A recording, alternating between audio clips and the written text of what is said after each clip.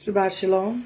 Shabbat Shalom, que el Eterno los bendiga a todos ustedes hoy en este bonito día de reposo, en el cual estamos continuando con los estudios, presentando el Evangelio al nuevo creyente, presentando el Evangelio al inconverso o aquel que se convirtió y no conoce los pasos que tendrá que hacer después de su conversión. No sabe ni conoce, obviamente porque es una persona nueva, no conoce quién es el Hijo de Dios, por qué creer en el Hijo de Dios. ¿Por qué tener que recibirlo a Él como el sacrificio perfecto? Muchas de estos comentarios quedaron cubiertos en el Shabbat anterior, donde se explicaba el significado y donde se explicaba por qué se tenía que creer en el sacrificio, en la sangre de Yeshua, nuestro Mesías. Hay muchas de las cosas en las cuales no entraremos por cuestión de que la persona cuando va aprendiendo en el principio se le será difícil entender todo a profundidad. Así que estamos nosotros simplificando. La persona que ya tenga un conocimiento, le pido que tenga paciencia por las personas nuevas. Porque así como nosotros en un día no conocíamos absolutamente nada, hay muchas de las personas que aún no conocen, que aún están aprendiendo, que aún tienen hambre de aprender, tienen hambre de vivir conforme a la palabra, pero no tienen el conocimiento. Recuerden que los 613 mandamientos después de la conversión a la persona en la dispersión. La persona que ya nació en un contexto religioso se supone que ya esto automáticamente lo sepa, pero mayoritariamente no todos creemos en el Evangelio cuando nosotros venimos de un lugar donde se critica la hermandad, se critica las cosas de la Biblia y se cree en las tradiciones que nos enseñaron nuestros padres. Así que todas estas cosas uno no las conoce y muchas veces uno llama loquera o locos a aquellas personas que conocen la palabra y que viven conforme a la palabra. Les llamamos nosotros religiosos. Bueno, en el Shabbat anterior se cubrió la importancia que hay en el conocer el Evangelio, en conocer los pasos, en conocer por qué tengo que acercarme al Señor, por qué tengo que hacer estas cosas al momento de que yo decido, de que ha salido de mi corazón aceptar al único Dios verdadero y a su amado Hijo Yeshua como Salvador del mundo. Hoy estaremos hablando acerca de nuestro Mesías, Yeshua, lo que usted conoce como Jesús.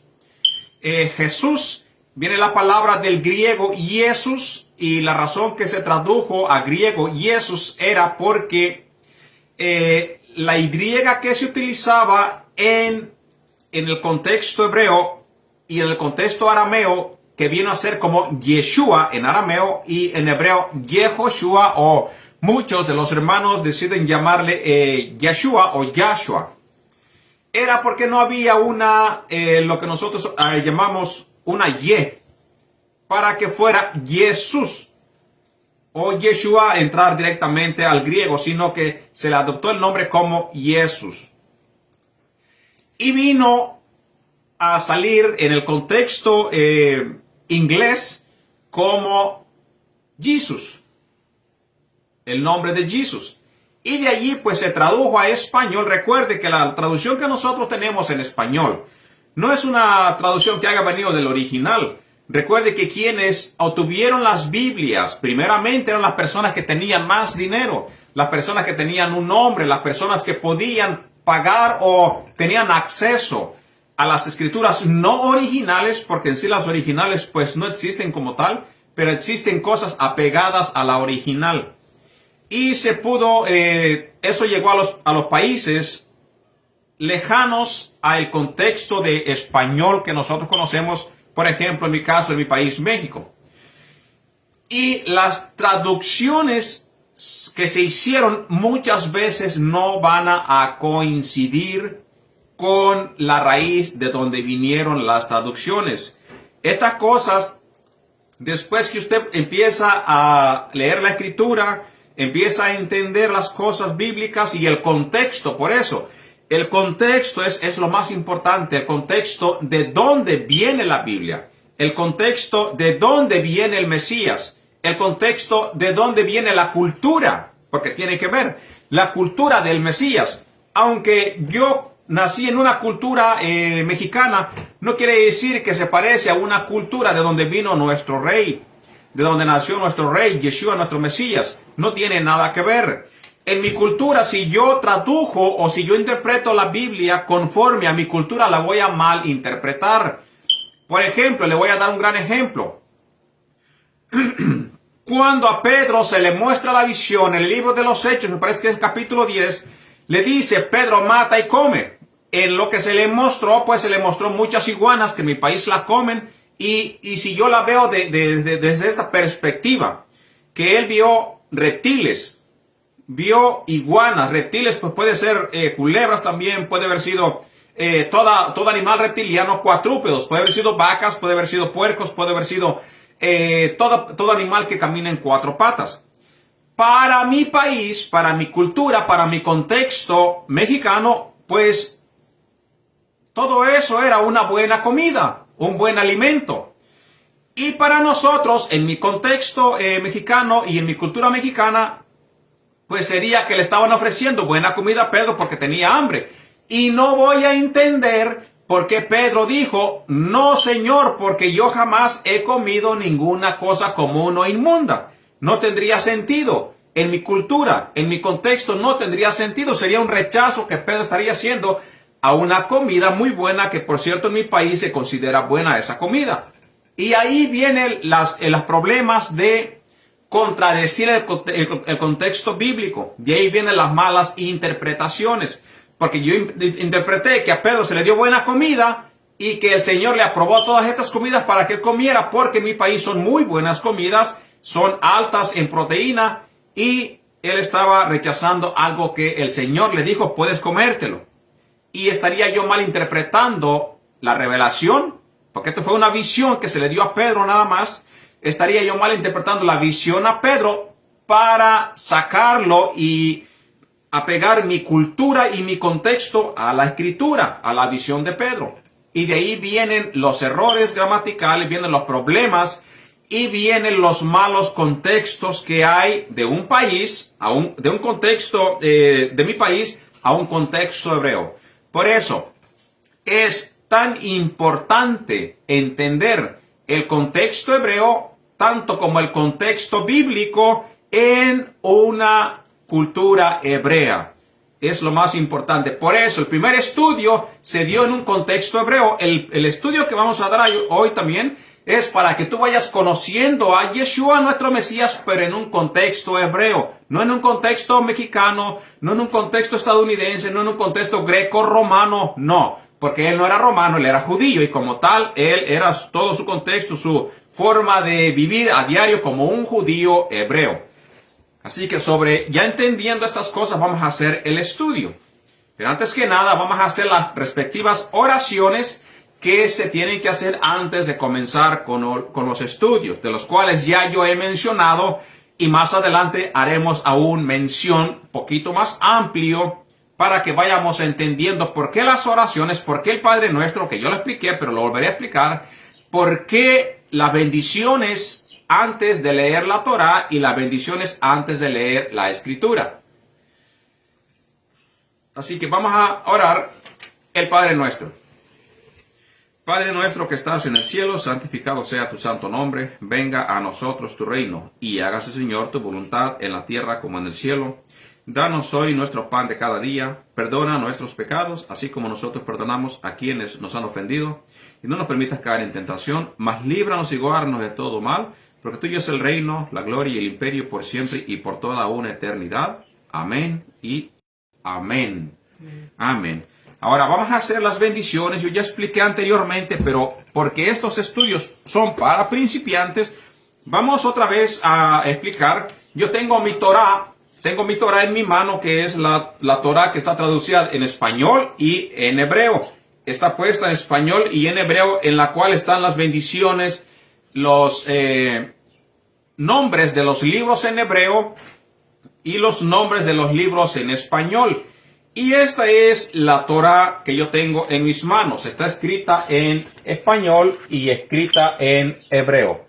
Así que cualquier cita de la cual nosotros no tenemos un conocimiento o nos han dicho está mal traducido, nos vamos al hebreo y en el hebreo hay muchos recursos en línea en la cual tú escribes las palabras y te tiene que coincidir con lo que dice la Torá. No exactamente tienes que ser un experto en hebreo para entender lo que dice la Biblia hebrea, al momento que tú puedes traducir una frase pequeña para entender más amplio algún versículo en el cual tú tengas alguna pregunta.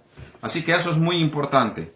Vamos a orar, a hacer las bendiciones antes de comenzar a leer la Torá.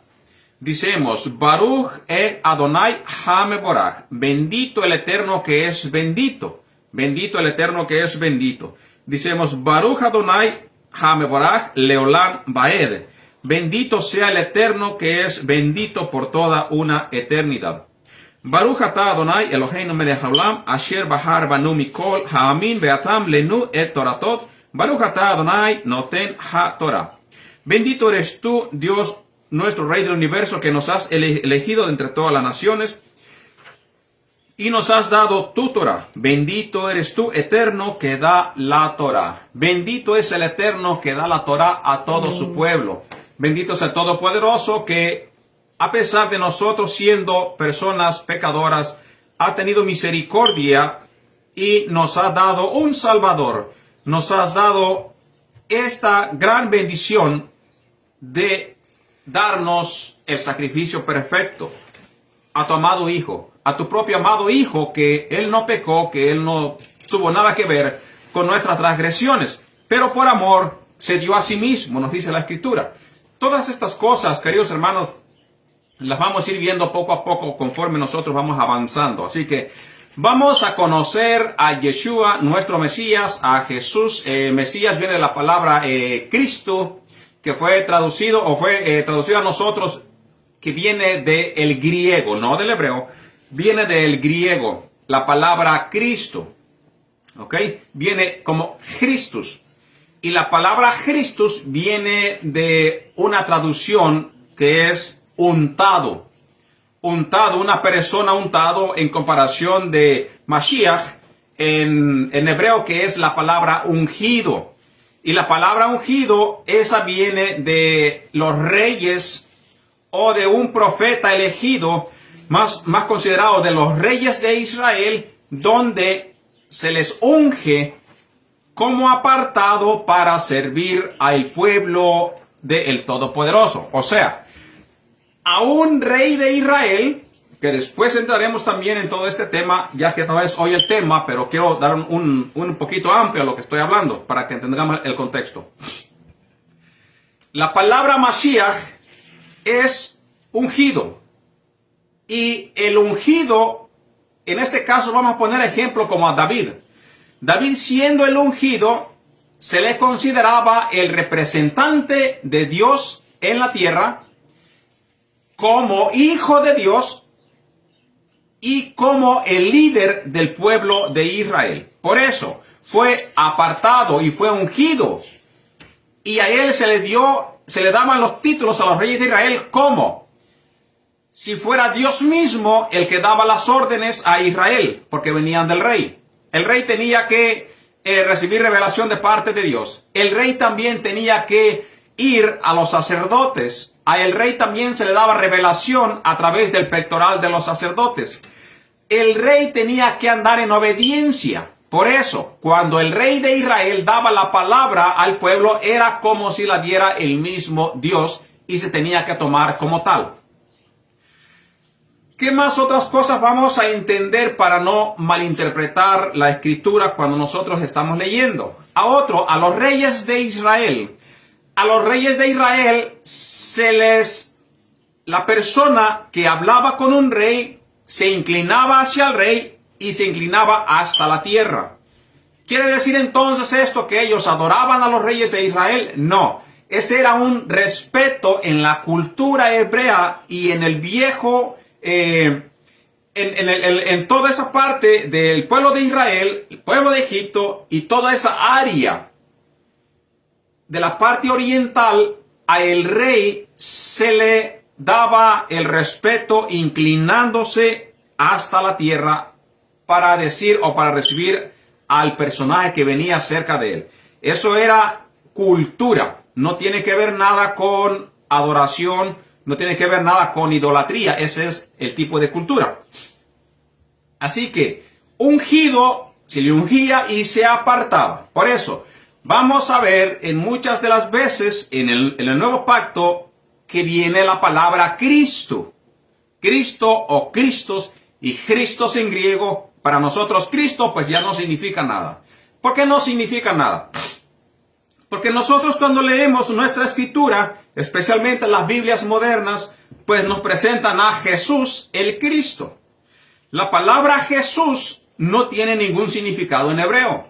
¿Qué quiere decir con eso? Que estoy imponiendo yo entonces no decir el nombre de Jesús. Yo no me estoy hablando acerca de qué cosa y qué cosa es mal. Te estoy explicando las partes que a uno se le enseñaron y uno no tiene el conocimiento. Te estoy dando un poquito de información para que por ti mismo puedas investigar.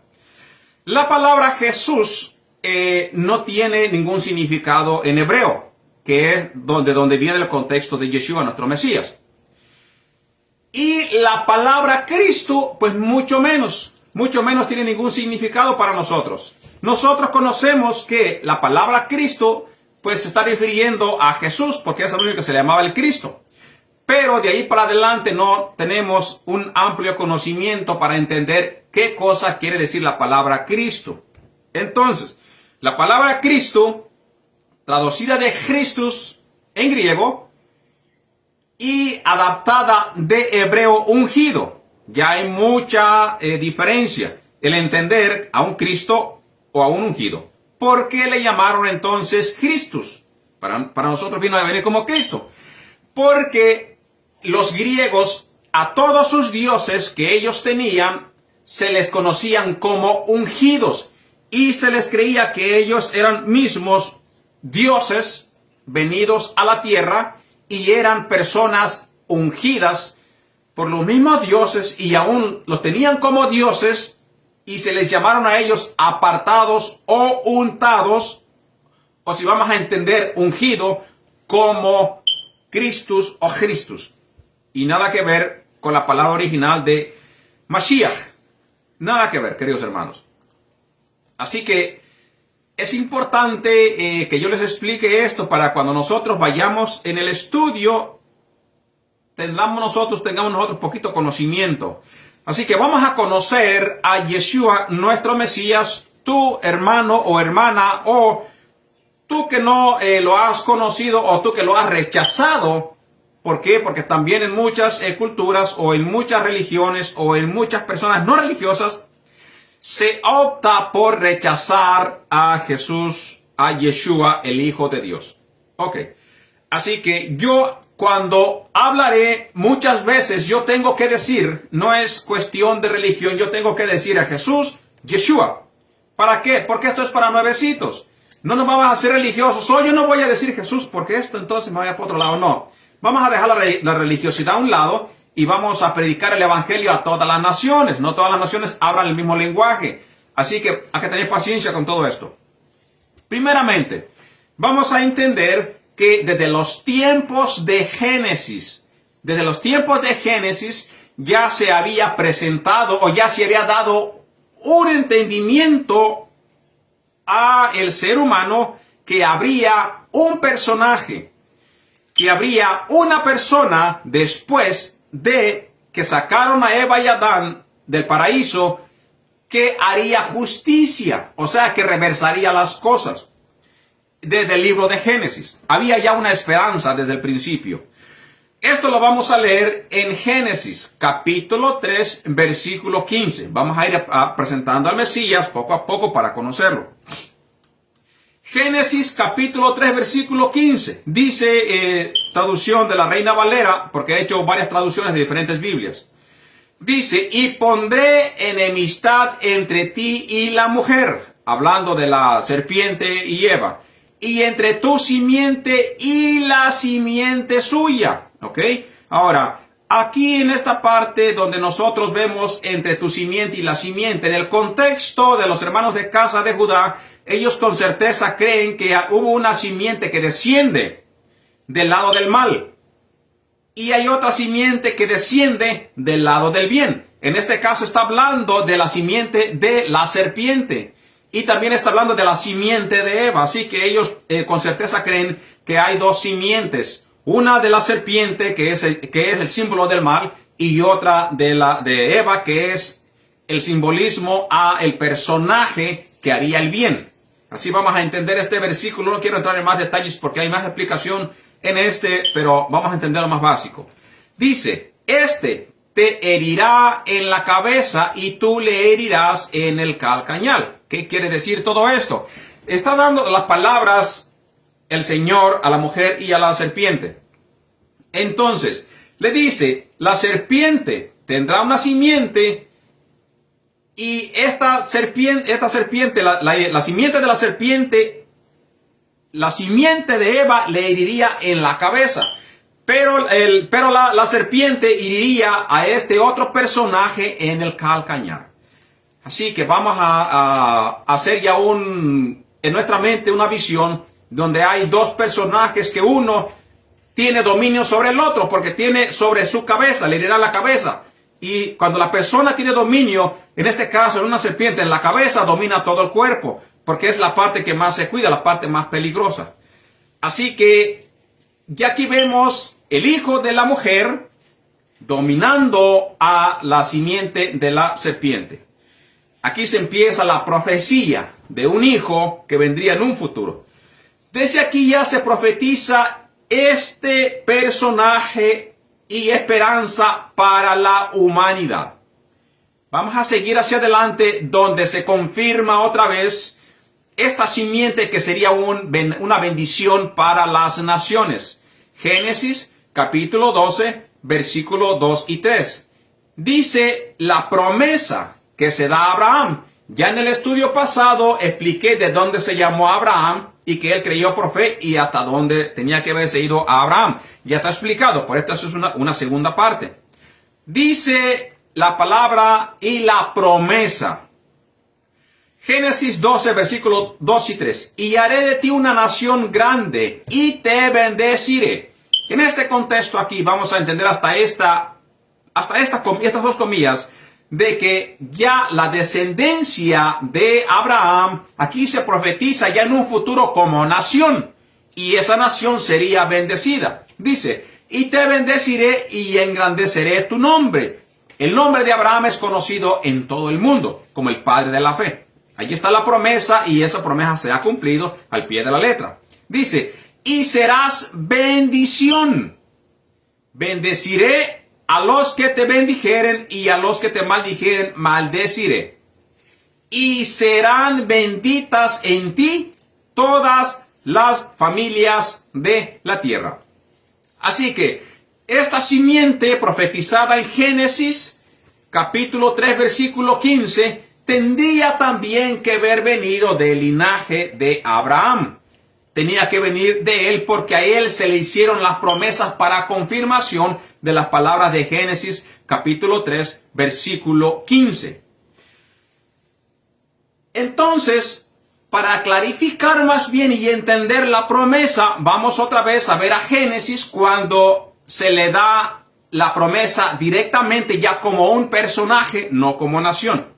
Génesis capítulo 22 versículo 18. Dice, y en tu simiente serán bendecidas todas las naciones de la tierra, porque tú has obedecido mi voz.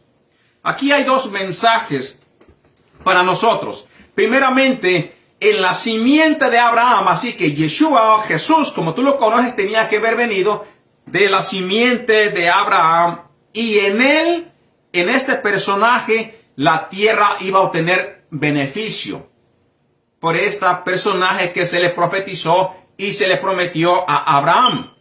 Y también tenemos otro mensaje aquí que nos está diciendo, porque tú has obedecido mi voz. Quiere decir en este mensaje que nos da aquí en Génesis que también la obediencia hay bendición. En la obediencia a la palabra, el ser humano obtiene bendición por escuchar la voz del Todopoderoso. Así que hasta este punto vamos a irnos hasta el momento donde ya Israel entró a Egipto, después estuvo esclavizado a causa de los malos reyes entre los faraones que oprimió al pueblo de Israel. El pueblo de Israel es sacado hacia el desierto. Aún no se presenta este personaje que se profetizó a Eva. Aún esta nación está bajo maldición porque está en esclavitud, pero todavía no ha sido liberada. Todavía tampoco está este personaje, la cual se le ha profetizado a Abraham. Y el pueblo es llamado a salir afuera hacia el desierto. Y cuando ellos estaban fuera del desierto, aún se les confirma otra vez que vendría este personaje, pero ya ahora se le da un título como profeta. Como profeta. Vamos a ver el libro de Deuteronomio, capítulo 18, versículo 15. Así que aquí empieza uno de los títulos en los que tenemos que tomar en cuenta.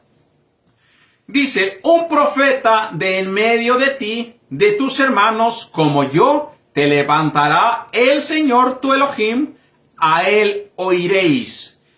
Aquí entonces vemos los mandamientos que encontramos en este pasaje bíblico. Vendría uno, hermano, que quiere decir que sería del mismo linaje y sería de entre los hebreos, no de ninguna cultura extraña. Así que cuando se levanta este profeta que se menciona Jesús o que se menciona un líder como nuestro Mesías, pero está fuera del contexto hebreo, mentira porque no tiene nada que ver. La promesa está entre tus hermanos. Y vemos también que nos dice, será como yo. Aquí está hablando Moisés, será como yo. ¿Qué quiere decir? Que este profeta, que hasta ahorita se ha profetizado así, de la simiente de Abraham, viene de la simiente de Adán, sería del mismo rango de Moisés, o sea, haciendo el mismo papel de Moisés. Y dice, te levantará el Señor tu Elohim. A este personaje lo levantará el Señor, nuestro Dios, y nos da un mandamiento. Le da un mandamiento a los hebreos en aquellos tiempos, nuestros antepasados. A él tienen que oír. Así que cuando nosotros leemos las palabras de Yeshua, de Jesús, en el nuevo pacto, tenemos que entender que tenemos que oír y respetar las palabras que Él dice. Solamente las palabras que Él dice, porque dice, a Él oiréis, a Él oíd. En la Reina Valera, a Él oiréis, en la otra dice, a Él tienes que oír. Y estos son la información que tenemos hasta este punto y los mandamientos y los títulos que se le dieron a este futuro profeta enviado de parte de Dios. Ahora, lo conocemos nosotros también a este personaje que también se le llama Hijo de Dios. Hijo de Dios. ¿Dónde entonces en la Escritura se le menciona que había un Hijo de Dios? ¿Cómo los hebreos sabían que vendría de parte del Todopoderoso? Aunque muchos de ellos no le aceptaron ya mucho después, en el año 30, más o menos, de nuestra era. En el libro del profeta Daniel, capítulo 7, versículo 13, de la Reina Valera 1960, nos dice la Escritura, donde ya se nos muestra cómo vendría. Dice, miraba yo en la visión de la noche, y he aquí con las nubes del cielo, venía uno como un hijo de hombre. Escuche, y aquí le da la apariencia, era uno como un hijo de hombre, que vino hasta el anciano de días. Él iba hasta el anciano de días y le hicieron acercarse delante de él. ¿Por qué en el hebreo las personas entienden que tendría forma de ser humano? Por esta visión que se le dio a Daniel. Y por esta visión se tiene mucho problema entre las personas que no creen en Yeshua, en Jesús, porque dicen, este profeta no fue inspirado divinamente.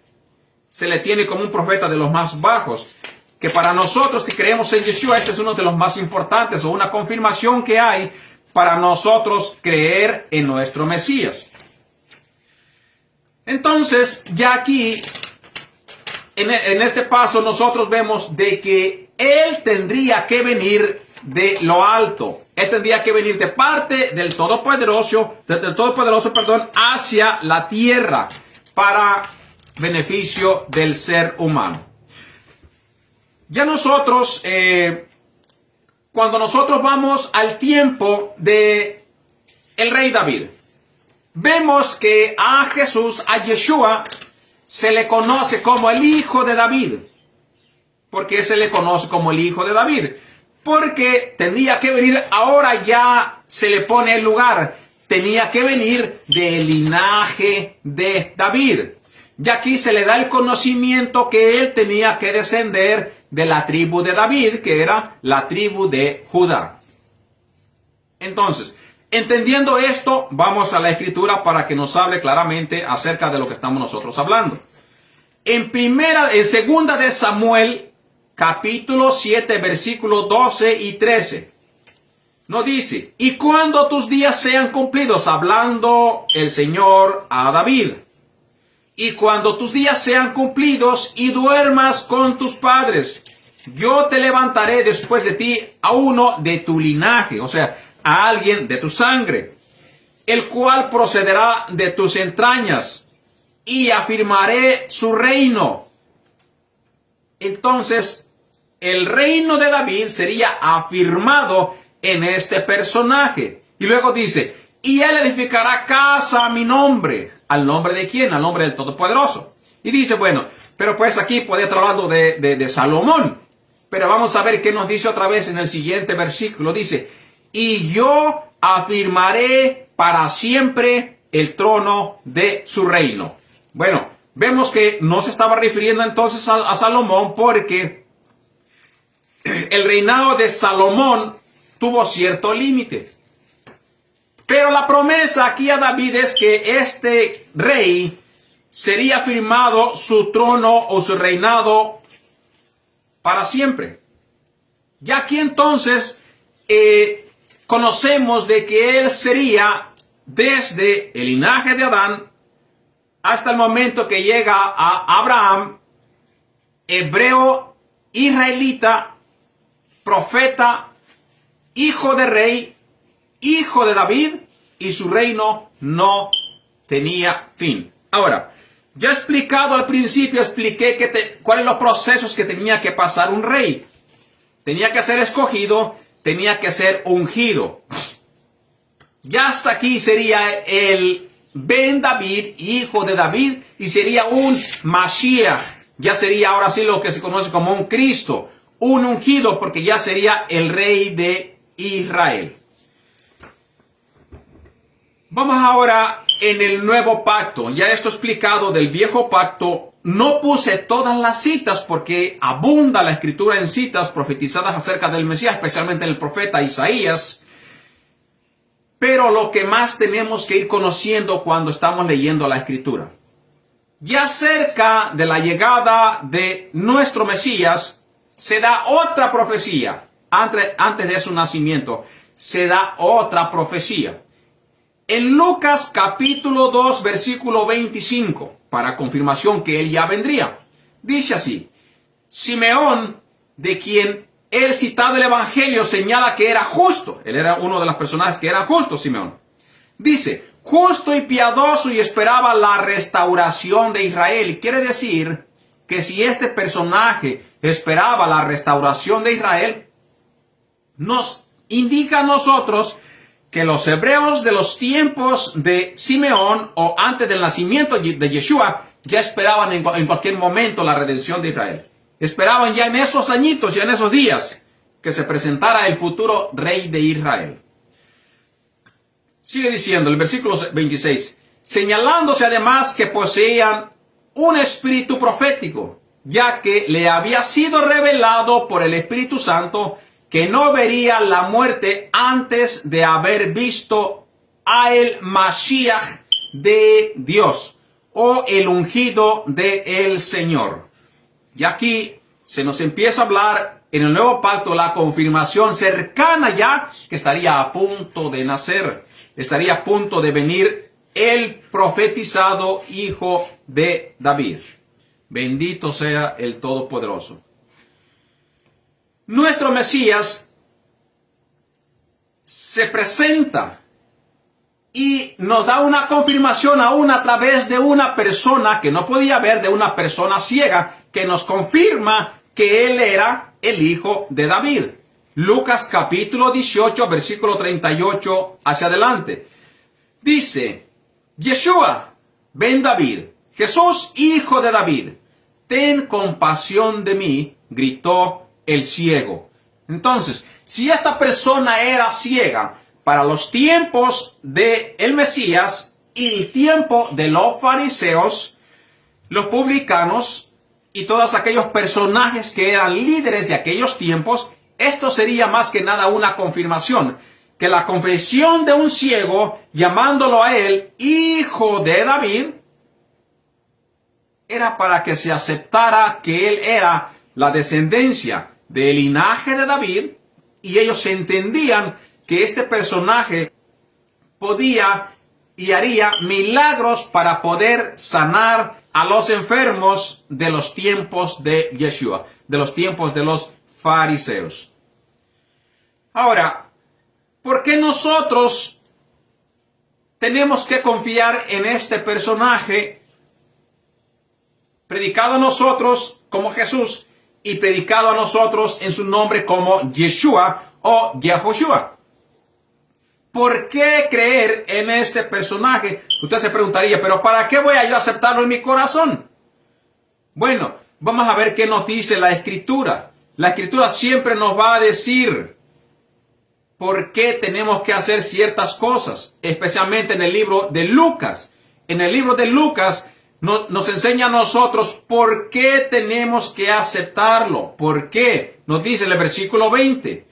Y pensando él en esto, he aquí un ángel a punto de concebir María a Yeshua. He aquí un ángel del Señor le apareció en sueños y le dijo, José, hijo de David, no temas recibir a María tu mujer, porque lo que en ella es engendrado del Espíritu Santo es, del Ruach HaKadosh, y dará luz a un hijo, y llamarás su nombre Yeshua. ¿Y qué significa la palabra Yeshua? La palabra Yeshua significa salvación. ¿Y cómo sabemos que significa salvación? Porque el mismo texto lo dice. Ya había explicado, la palabra Jesús en sí para hebreo no significa nada. Pero ya la palabra en Yeshua, en arameo y en el hebreo, ya tiene su significado. No dice, porque Él salvará a su pueblo de sus pecados. Ahora, hay algo que tenemos que entender y es muy importante. Yo sé que a muchas personas no van a entender este punto, pero por eso yo hablo con la Biblia. ¿Ok? Yo hablo con la Biblia, no hablo con palabras mías. ¿A quién viene a salvar este personaje? A su pueblo. ¿Qué le quiero decir con esto? Que mientras usted rechace a Israel, mientras usted rechace ser simiente de Abraham, mientras usted rechace ser parte de israelita, mientras usted rechace los mandamientos de Dios, no puede ser parte del pueblo del Mesías. Porque los mandamientos se dieron al pueblo del Mesías para que vivieran día a día por ellos. ¿Por quién? Por los mandamientos. Y se sometieran a ellos. Entonces, vino Yeshua a salvar al desobediente pagano que no tiene que ver nada con su pueblo y mucho menos si lo rechaza. Eso no es lo que enseña la Escritura. No dice, porque Él salvará a su pueblo. ¿Y cuál es su pueblo? Israel. ¿Qué pasa entonces si tú no eres parte de Israel? Bueno, dice, yo nací pongo siempre ejemplo en mi país, yo nací mexicano, yo no tengo nada que ver con Israel. Bueno, pero al momento que tú aceptas al Dios de Israel, estás aceptando ya acercarte a Israel. Y al momento que tú aceptas a Yeshua, es porque ya estás estudiando la Biblia. Y esa Biblia fue dada al pueblo de Israel en el contexto hebreo. Entonces ya en la Biblia, como es tu manual, ya tienes, te enseña allí, hay 10 mandamientos que tengo que seguir. Perfectamente. 10 mandamientos que tienes que seguir, porque esos fueron dados al pueblo de Israel, no al pueblo mexicano. Pero tú quieres ser adoptado y obtener ciudadanía en el pueblo de Israel. ¿Qué cosa entonces tienes que hacer? Una conversión y confesar al único Dios y a su Mashiach, a su ungido. Ya he dicho anteriormente los versículos que hemos leído, que vamos a confirmar más adelante. Entonces, hasta este momento, tú decides desaparecerte de la cultura en la cual tú vives, especialmente cuando se trata con el paganismo. Tú tienes que desraigarte de eso y ahora injertarte al olivo natural que es Israel, descrito en la carta a los romanos. Entonces tú ya vienes a ser parte del pueblo de Israel y obtienes la salvación, porque dice, Él salvará a su pueblo de sus pecados, no a los pueblos que no tienen nada que ver con el pueblo de Israel. Entonces dice, y todo esto aconteció para que se cumpliese lo dicho por el Señor por medio del profeta, cuando dijo, he aquí una virgen concebirá y dará a luz a un hijo, y llamará su nombre Emmanuel. Bueno, nunca vemos que se le llamara Emmanuel, pero en el contexto hebreo tenemos que ver los significados de los nombres. No siempre quiere decir que lleva el nombre, lleva el título del nombre, el título del nombre. ¿Cómo afirmamos nosotros que Yeshua es el Hijo de Dios, que es el ungido y que es aquel mismo que se dio en la revelación del profeta Daniel y la promesa dada a David? Mateo 16, versículo 13. Vamos a leer de la Biblia Kadosh. Nos dice, cuando Yeshua vino al territorio alrededor de Cesarea Filipos, le preguntó a sus talmidim. A talmidim viene como nosotros como los discípulos. Talmidim, la palabra talmidim es talmid de discípulo, discipular, discipulado. ¿Quién dice la gente que es el Ben Adam? Ok, ahora, la palabra Ben Adam, la palabra esta es traducida para nosotros como hijo de hombre. Hijo de hombre quiere decir que es aquel mismo que viene de la descendencia de Adán. Aquel hijo nacido de Adán y Eva, que ya hemos leído anteriormente en el libro de Génesis, que se profetizó que pisotearía la cabeza de la simiente mala. Ellos dijeron, bueno, algunos dicen que Jonán, el que sumerge en agua, o sea, Johanán o Juan. Otros dicen que eres Elías, y otros que eres Jeremiyahu. Jeremiyahu es el profeta Jeremías, o uno de los profetas. Entonces pregunta él otra vez, pero ustedes, les dijo, ¿quién dicen ustedes que soy? Entonces Shimón Kefa, Pedro respondió, tú eres el Mashiach, uno de los títulos, el ungido, el hijo del Elohim viviente, el hijo de Dios viviente. Simeón bar Yohanan, o sea, Simón hijo de Juan. Yeshua le dijo, bendito eres, porque ningún ser humano te reveló esto, sino mi Padre que está en el cielo. Así que aquí, por confirmación, vemos nosotros que aquel personaje que ya hemos descrito en este estudio es el mismo que estaba presente en el año 30 de nuestra era, del cual, vuelvo a repetir, muchos rechazaron, pero muchos también aceptaron. Así que hay prueba de eso y confirmación en toda la Escritura. Para ir finalizando, ¿qué confirma que Yeshua es el hijo de David y se sentará en el trono de David como herencia ya profetizado cuando leímos segunda de Samuel? Bueno, en el libro de Lucas vemos la promesa para el hijo de David, para el Ben Adam, el hijo de hombre que también se enseña como hijo de Dios. ¿Cuál es la promesa para él? ¿Cuál es su herencia de él? La herencia nos la explica el libro de Lucas capítulo 1 versículo 32. En la Reina Valera 1960 dice, este será grande y será llamado Hijo del Altísimo. Será llamado Hijo de Dios. Dice, y el Señor Dios le dará el trono de David su padre. Esto sería como herencia a nuestro rey, nuestro Mashiach, porque él es el rey de Israel. Se le dará el trono de David su padre. Ahora, Pero ¿cuál es la diferencia? La diferencia es que en los tiempos de David era el rey de Israel. Ahora, él será rey sobre todas las naciones. Será rey de Israel, pero será reinado de Israel para todas las naciones del mundo. ¿Qué beneficio obtiene el que cree en el Hijo de Dios? ¿Qué beneficio obtenemos las personas que hemos creído o la persona que es nuevo converso que dice, bueno, ¿qué beneficio voy a tener yo de aceptar a Jesús, a Yeshua? ¿Cuál es mi beneficio? Bueno, ¿qué nos dice la Escritura? El beneficio del que cree en el Hijo de Elohim nos dice Juan capítulo 1 versículo 9 en adelante. Aquella luz verdadera que alumbra a todo hombre venía a este mundo. En el mundo estaba y el mundo por él fue hecho, pero el mundo no le conoció. A lo suyo vino y los suyos no le recibieron.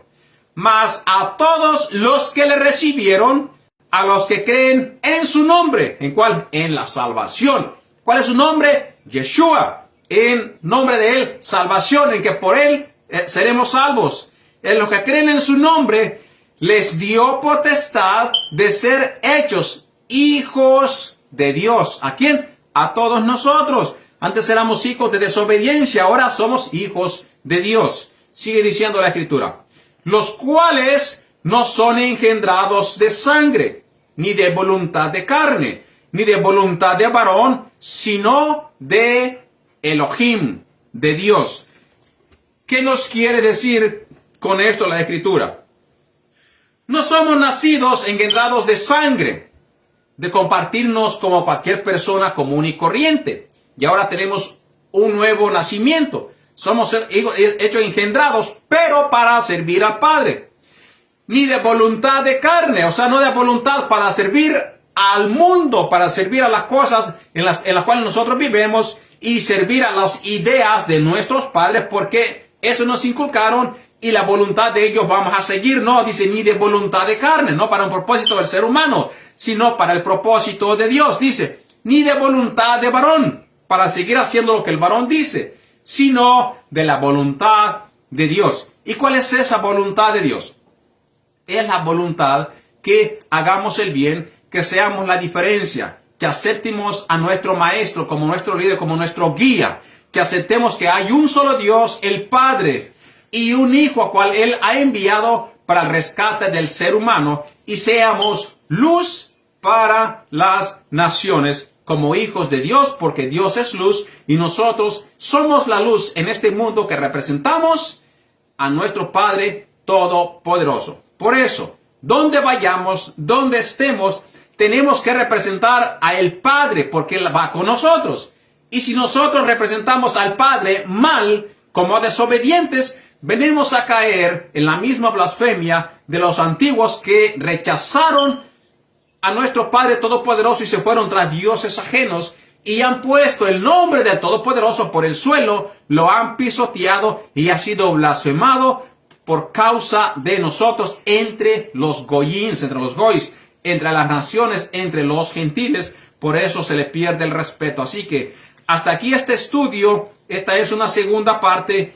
Otra vez, no es algo que es trabajoso de entender. Hemos hoy presentado a nuestro maestro, a Yeshua, para que los conozcamos y sepamos en quién estamos creyendo y por qué es importante aceptarlo en nuestras vidas como nuestro líder y nuestro guía en todo lo que nosotros hacemos. Así que, queridos hermanos, vamos a dar gracias al Padre Todopoderoso. Vamos a darle gracias a todos ustedes que nos acompañan en los estudios de todos los Shabbats. Y esperamos que todo esto les beneficie a ustedes para su crecimiento espiritual. Todo honor y toda kabod, que es la palabra gloria, kabod, es para nuestro Padre Eterno Todopoderoso, a través del nombre de Yeshua, nuestro Mashiach. Así que con esto lo dejamos, queridos hermanos, a todos ustedes. Deseamos un bonito Shabbat y que se gocen con todos sus seres queridos. Amén. Amén.